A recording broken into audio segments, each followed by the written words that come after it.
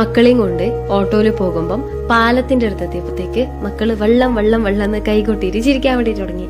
ആ പാലം കഴിയുവോളം ആ ഓട്ടോ ഡ്രൈവർ വളരെ സ്ലോ ആക്കിയിട്ടായിരുന്നു ഓട്ടോയിൽ മുന്നോട്ടേക്ക് പോയിട്ടുണ്ടായിരുന്നത്. ആ സമയത്ത് ആ മനുഷ്യനെ, അപരിചിതനായിട്ടുള്ള ആ മനുഷ്യനെ പഠിപ്പിച്ചൊരു പാടുണ്ട്, മനുഷ്യൻക്ക് മനുഷ്യനാവാൻ ഭയങ്കര എളുപ്പമാണെന്നുള്ളത്.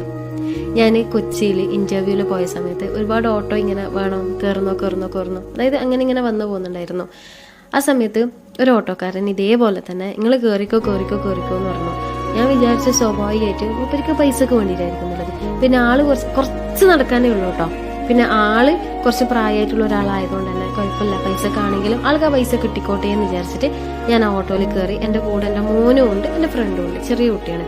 അത് കഴിഞ്ഞിട്ട് അവിടെ നിന്ന് ഇറങ്ങിയ സമയത്ത് ഞാൻ ചോദിച്ചു എത്ര പൈസ. ആൾ പറഞ്ഞു പൈസ വേണ്ട, ഇവിടുന്ന് എത്രയല്ലേ ഉള്ളൂ, ആ കുഞ്ഞിനെ വെയിലത്ത് നിന്ന് നടത്തുന്നതുകൊണ്ടല്ലേ ഞാൻ നിങ്ങളെ ഓട്ടോയിൽ കയറ്റിയതെന്ന് പറഞ്ഞു. ഞാൻ ഷോക്കായിപ്പോയി.